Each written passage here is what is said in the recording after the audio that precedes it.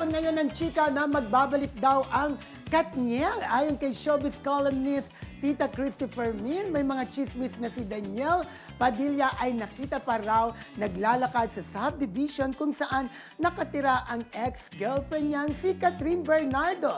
May mga kumakalat ding balitang pinuntahan ni Danielle si Catherine sa dressing room nila sa isang Christmas special ng ABS-CBN. Pero dahil walang pruweba, may mga hindi naniniwala. Nag-alala naman ang mga Katden fans na magkaayos na nga sana ang dalawa, pero ayon sa ating source, mukhang malabo na ang comeback ng Katniel dahil sa mga pahayag ni Catherine na nagsasabing naka-move on na siya. Sinabi pa ni Catherine na masaya na siya sa kanyang love life at umaasa mga Katden na si Alden Richards na raw yon. Samantala, super proud naman kay DJ ang kanyang mga panay dahil sa mataas na pagtanggap sa seryeng Incognito sa Netflix kung saan kinumpara si Danielle Padilla sa kanyang tito na si Robin Padilla. Malinaw na patuloy na umaangat si DJ kaya't hindi nakapagtataka na top 1 ang serye ngayon sa Yes, Netflix. top 1 sa TV shows sa Oo, Netflix sa ngayon. Netflix. Chinek natin na number Ang 1 haba pa ng rin siya. binasa ko, ha? Ayun, ayun, eh. Pero- Pero di ba, Pero, oo, hindi, Okay, go. hindi siya naglalakad. Oo, nakasasakyan. Nakasasakyan. Nasakyan. Pero ito, Naglalakad-tala. di ba friendship, pagka pupunta ka sa Naglalakad isang sa subdivision, Naglalakad di ba, sa sasakyan. nagtatanong ka, saan po kayo pupunta?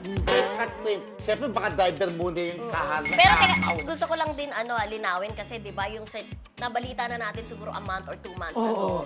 Yung pagpunta Sa dressing room. Oo. Hindi lang yung dressing room, yung may sinasabing yung sasakyan ni Daniel pumupunta dun sa subdivision ni Daniel.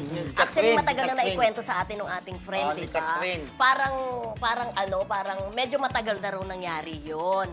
'Di ba? So sabi niya, may pag-asa ba parang ganun. Siyempre ay parang nagpadadala daw ng bulaklak si si Daniel. Daniel, ganon. Tapos parang nabalita na rin natin doon na nahihiya naman silang ipabalik, kaya tinatanggap yung mga bulaklak. Oh, yun, ayon sa Oo, di ba nakausap, naalala ha? mo? Yung Ayon sa sa nakausap source naman na- natin, Oo, di ba? oo.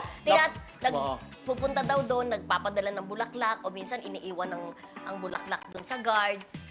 Nahiya naman siyempre yung, ito pwede naman nilang i-deny pero according to our source lang na nahiya naman ipabalik siyempre, tinatanggap pero hindi naman natin alam kung ano yung ginagawa dun sa bulaklak. Correct. May mga komento pa nga mga netizen, baka tinatapon sa basurahan o mga ganun, pero hindi naman natin kinukonfirm na ganun. Pero kung totoo Diba? man nga yun, ibig sabihin talagang love na love pa rin ni Daniel si Oo. Catherine. Siyempre, Pero 11 yun years nga, is 11 years. Pero yun nga, ang sabi nga, di ba, na parang wala na talagang pag-asa kasi parang napopol na rin itong si Catherine kay Oo.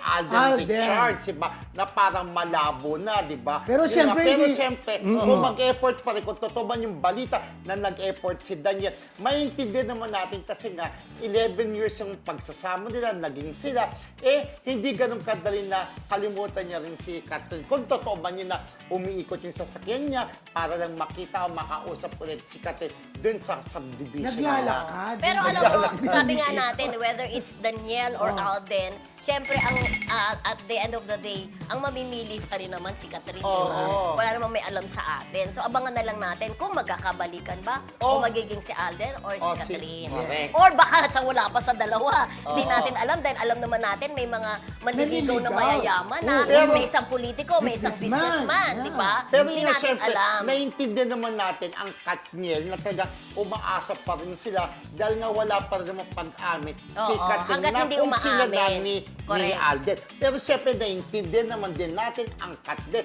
na talagang nagre-react sila sa balita dahil nga, siyempre, gusto na nila yung Katniel. Yeah, diba? and speaking of Incognito, congratulations. Ayan naman. Talaga, napakaganda ng feedback.